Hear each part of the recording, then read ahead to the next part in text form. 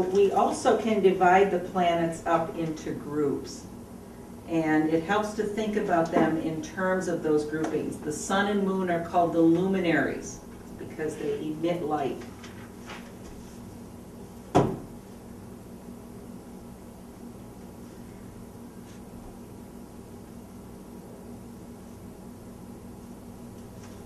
And then the planets, if we think about going out through the solar system, does everybody know their solar system?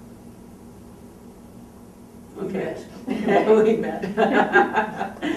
Mercury, Venus, then Earth, then Mars, then Jupiter, Saturn, and so forth. The planets Mercury through Jupiter or through Mars are called the personal planets. That's Mercury, Venus, Mars. They're the personal planets. Sometimes the sun and moon are included in that because they are also considered to represent personal archetypes. Then Jupiter and Saturn are the social planets, or what I call the bridge planets. They take us from the personal to the transpersonal. They take, I don't know which part you didn't get. They're the Jupiter and Saturn are the social or bridge planets. Thank you. They take us from the personal to the transpersonal. And then the planets beyond Saturn are the ones that are not visible to the naked eye unless you have really good visibility and really good vision. Then some people can see Uranus. Those planets are Uranus, Neptune, and Pluto. And we have some new planets that we should talk about. We will not be doing much with them in this class. We will be using Chiron, which is a planetoid or captured comet. We know it to be now. And it orbits between Saturn and Uranus. And the astronomers, in their misguided way, have added 2 planets to our inventory of planets and demoted Pluto, which we know never to mess with Pluto. I'll be sorry. Do not mess with Pluto.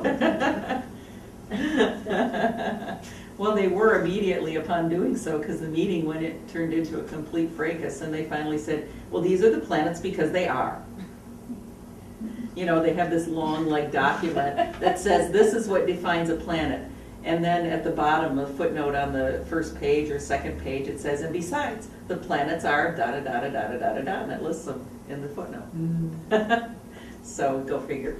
But anyway, of course, they've discovered Eris, E-R-I-S, which was given a numbered name, and then it was called,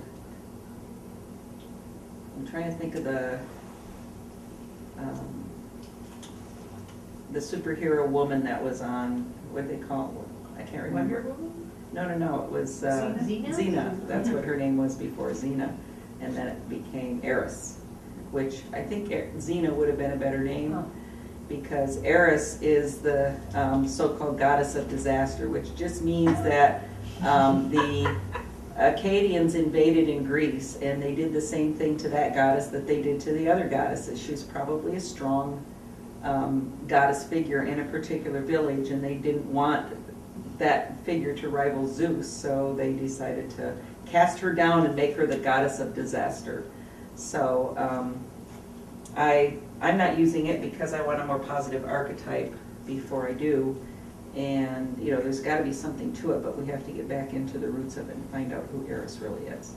So one of the things that I noticed about it is, even though it's spelled E-R-I-S, is that if you say it, it sounds like, I don't know, Eris.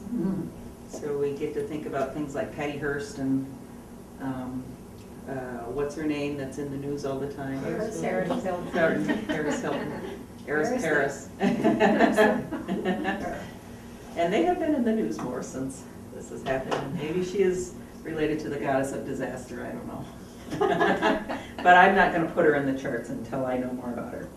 And then we have an asteroid belt that is between Mars and Jupiter.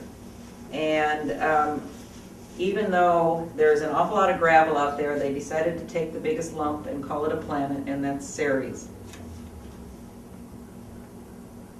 And I kind of have, I'm still of the old school with the asteroids that, you know, okay, we can use Ceres if we want to, and maybe that's a more prominent figure, so it makes sense to use it because, for one thing, the culture has defined it as being more dominant or prominent than the other asteroids.